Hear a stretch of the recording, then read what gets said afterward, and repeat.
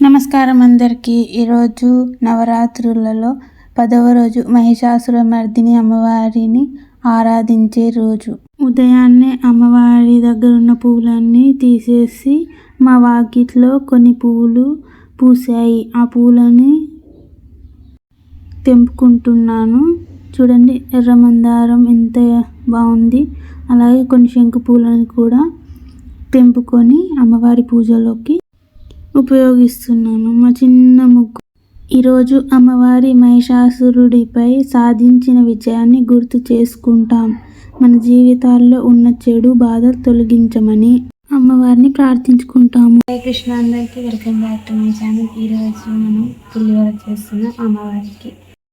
10వ రోజు ప్రసాదంగా నిమ్మకాయ పులిహోరలో కావాల్సిన పదార్థాలు: తాలింపులో జీలకర్ర, ఆవాలు, కరివేపాకు, పచ్చిమిరపకాయలు, శనగపప్పు, మినప్పప్పు, పసుపు వేసి కొంచెం సేపు వేయించుకొని నిమ్మరసం వేసుకోవాలి.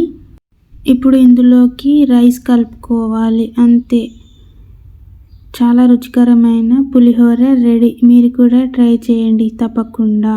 అమ్మవారికి పులిహోర ప్రసాదంగా పెట్టి కుంకుమార్చనను చేసుకుంటున్నాను. ఓం శ్రీ మాత్రే నమః అనే మంత్రాన్ని జపిస్తూ పూజ తర్వాత నేను అమ్మవారి బొట్టును పెట్టుకుంటున్నాను. అలాగే అమ్మవారిని ప్రార్థించుకుంటున్నాను, అంతా మంచి జరగాలి అని. కొంచెం సేపు అలా వైబ్ అవుతున్నాం అన్నమాట. అలాగే కొంచెం డ్యాన్స్ ప్రాక్టీస్ కూడా చేస్తున్నాను. తర్వాత ఈవినింగ్ అయింది. ఈవినింగ్ పూజకి నేను పానకం చేశాను. అమ్మవారికి పానకం నైవేద్యంగా పెట్టాను. అలాగే మీకు నా వ్లాగ్ నచ్చితే లైక్, షేర్, సబ్స్క్రైబ్ చేసుకోండి. Thank you for watching.